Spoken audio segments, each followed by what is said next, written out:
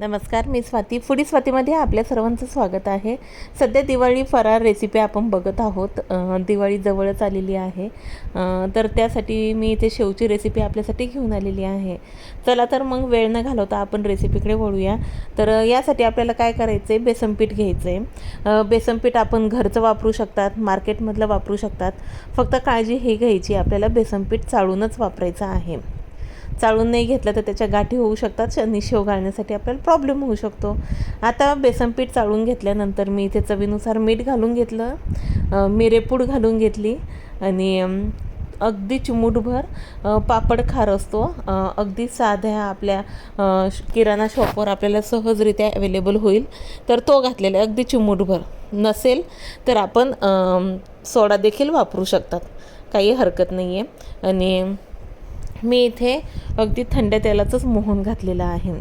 कडक तेल केलं की कडक होतील आपले शेव, आणि असं थंड मोहन घातलं ना तर ठिसूळ होतील, अगदी तोंडात टाकताच विरघळतील. तर मी इथे आपले टेबलस्पून असतात ना, तर त्यांनी मी 4 टेबलस्पून घालून घेतलेले आहे तेलाचे.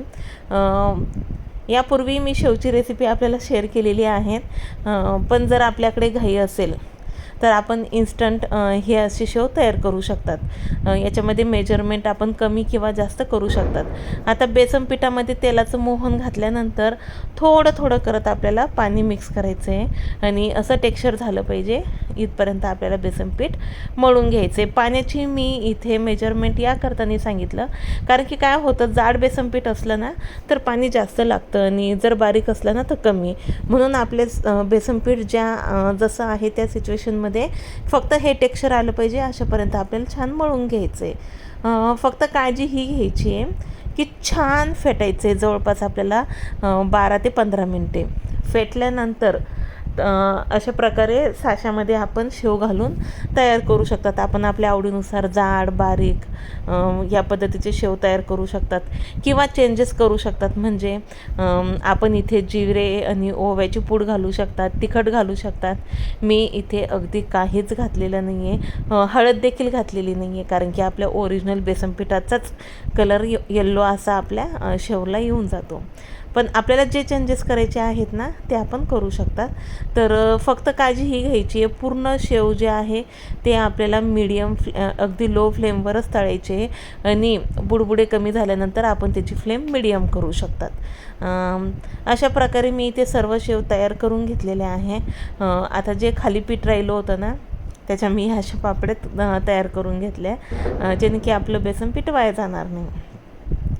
फक्त काही टिप्स आहे जे आपल्याला फॉलो करायचे आहे, तर नक्की आपले हे शेव असे मार्केटसारखेच होतील. टेक्स्चर बघू शकतात, अगदी सुरेख झालेले, आणि चव पण खूप छान झालेली. झटपटरित्या आपण असे हे शेव तयार करू शकतात लक्ष्मीपूजनसाठी. तर शेव आपले तेलकट झालेले नाही आहे, अगदी कुरकुर झालेले आहे. हातात घेताच अगदी छान असं त्याचा भुगा होतो आहे, आणि चव पण खूप छान झालेली आहे.